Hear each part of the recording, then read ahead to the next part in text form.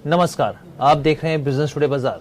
मोदी 3.0 के आने के बाद से ताबड़तोड़ फैसले लिए जा रहे हैं।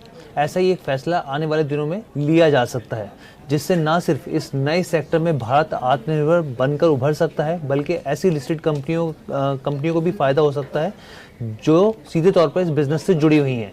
मीडिया में कई तरह की रिपोर्ट्स आ रही हैं कि सरकार शिपिंग कंटेनर की मैन्युफैक्चरिंग को बढ़ावा देने के लिए जल्द बड़ा कदम उठा सकती है। सरकार की ओर से क्या फैसला होने की संभावना है, इससे कौन से स्टॉक प्रभावित हो सकते हैं, आइए इन बारीकियों से इन चीज़ों को हम लोग समझने की कोशिश करते हैं। लेकिन हर बार की तरह आपसे गुजारिश है, हमारे चैनल बिजनेस टुडे बाजार को लाइक शेयर सब्सक्राइब करना मत भूलिएगा।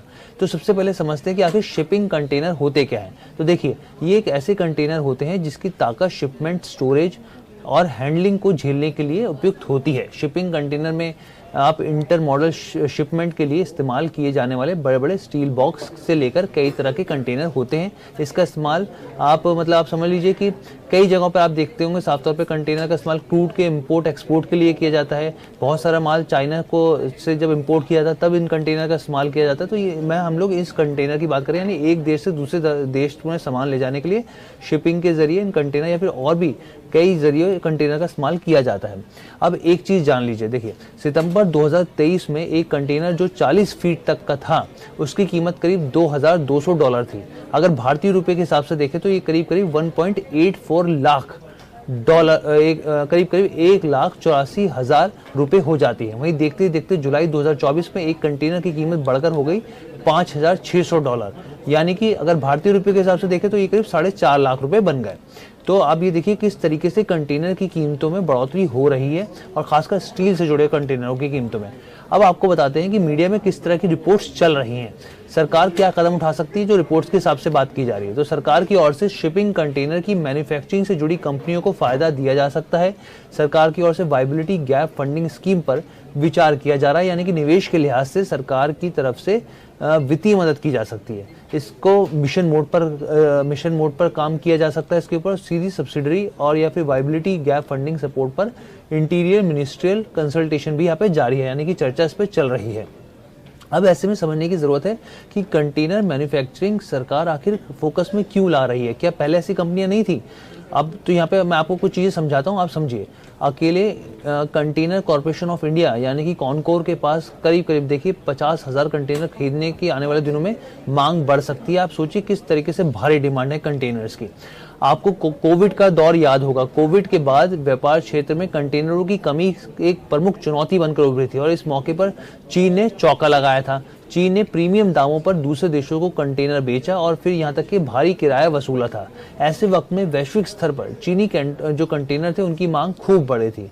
हर साल आप ये समझिए भारत जो है 10,000 से ज़्यादा कंटेनर इंपोर्ट चीन से करता आया है। और इससे सबसे बड़ी और इसमें सबसे इंटरेस्टिंग बात यह है कि चीन जो है भारत से ही स्टील खरीदता है और कंटेनर बनाकर भारत को ही महंगे दामों पर बेच देता है। सरकार इसी स्थिति को दोबारा रोकना चाहती है, इसको खत्म करना चाहती है और इस बाजार में एंट्री लेना चाहती है। सरकार मेक इन इंडिया प्रोग्राम के तहत कंटेनर प्रोडक्शन के लिए बेहतर सुविधा देने की कोशिश कर रही है, और साथ ही इतना ही नहीं बल्कि सरकार की ओर से यहाँ पे बड़ा दाव चलने की भी तैयारी हुई है, ना सिर्फ मैन्युफैक्चरिंग के में आत्मनिर्भर बनने के लिए बल्कि विदेशी कंटेनरों के मुकाबले ज़्यादा सस्ते दामों पर और बेहतर क्वालिटी पर फोकस किया जा रहा है, ताकि इस स्पेस में जल्द ही कंपटीशन के बीच में कूदा जा सके। अब यहाँ पर सवाल उठता है कि भाई कौन से ऐसे स्टॉक्स हैं यहाँ पर जो साफ तौर पे जिस पर असर देखने को मिल सकता है सरकार के फैसले से, जिनको फायदा हो सकता है। तो देखिए, जो आपके सामने स्क्रीन पर है वो तो सबसे कम प्रभावित होगा, लेकिन अब हम आपको बताएंगे। सबसे पहले आप बिजनेस टुडे बाजार ने जो बात करी मार्केट एक्सपर्ट महेश एम ओझा से, उन्होंने बताया कौन से ऐसे स्टॉक्स हैं जिन पर सीधा फायदा हो सकता है। सुनिए उनकी बाइट। प्लेयर के लिए जो है एक बेनिफिट वाली चीज है, और यहाँ से जो लोकल प्लेयर है उनको फायदा होता हुआ दिखेगा। अब इस सेक्टर में देखें तो आप बेल है, लांसर कंटेनर है, मजगांव डॉकयार्ड शिपयार्ड है, जेएसपीएल है, जुपिटर वेदर स्पेसिफिक है, तो ये सारे स्टॉक्स के अंदर अपने को फायदा होता हुआ दिखेगा। तो कहीं ना कहीं पे इन सारी कंपनीज में ध्यान रखा जा सकता है, और ये फैसला जो है लोकल प्लेयर्स के लिए फायदेमंद साबित होगा। थोड़ा बहुत फायदा कंटेनर कॉर्प के हिस्से में भी जाएगा। और ये सारी चीजें आप देखो कि एक लोकल प्लेयर को बढ़ावा देने के लिए काफी पॉजिटिव है। बेल है, जुपिटर वैगन है, लांसर कंटेनर है, ये सारे स्टॉक स्पेसिफिक बढ़िया है। मजगांव डॉकयार्ड शिपयार्ड वैसे भी डिफेंस और ये सारे मिक्स है, तो वो है। कंटेनर कॉप भी मिक्स आता है तो उसको भी थोड़ा एडवांटेज मिलेगा। मोटा मोटी सारे स्टॉक जो अपन ने नाम लिए वो एक रेंज में है, और कल्याण स्टील है, जी जे स्टील है, जहाँ पे मतलब दूसरा भी एक्सपोजर साथ में मिल रहा है। तो यहाँ पे ये सारे स्टॉक्स जो है कहीं ना कहीं पे इन सारे स्टॉक्स को फायदा मिलेगा, और फंडामेंटली ये सारे स्टॉक्स पॉजिटिव अच्छे भी है। तो ये सारे स्टॉक्स पे ध्यान रखा जा सकता है। आगे सबका आउटलुक मोटा मोटी पॉजिटिव है। तो यहाँ पर देखिए साफ तौर पे जो मिस्टर ओझा कह रहे थे, एक तो भारत हैवी इलेक्ट्रिकल्स की बात करें, भेल की बात करें, एक यहाँ पर लेंसर कंटेनर लाइंस की यहाँ पर बात की जा रही है, मझगांव डॉक शिप बिल्डर्स की बात की जा रही है, जुपिटर वैगन की बात की जा रही है, कल्याणी स्टील्स की बात की जा रही है। अगर आप देखिए यहाँ पे लेंसर कंटेनर्स लाइंस की बात ही करें तो आज भी स्टॉक में अच्छी खासी तेजी देखने को मिली है।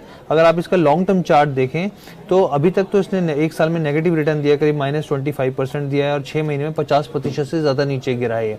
लेकिन आप कल्याणी स्टील को देखें तो देखिए जो ज़्यादातर कंटेनर होते हैं वो स्टील से बनते हैं, तो इसलिए इसका असर यहाँ पर देखने को मिल सकता है स्टॉक में भी, कि जो स्टील से जुड़ी जो कंपनियां होंगी उन पर भी फायदा होता हुआ देखने को मिल सकता है। तो ये स्टॉक्स थे जो अगर सरकार इस तरह के फैसले लेती है आगे चल के तो इन स्टॉक तो सीधे तौर पर प्रभावित हो सकते हैं। हमारी तरफ से यहाँ पे किसी भी स्टॉक में खरीदारी की सलाह नहीं है।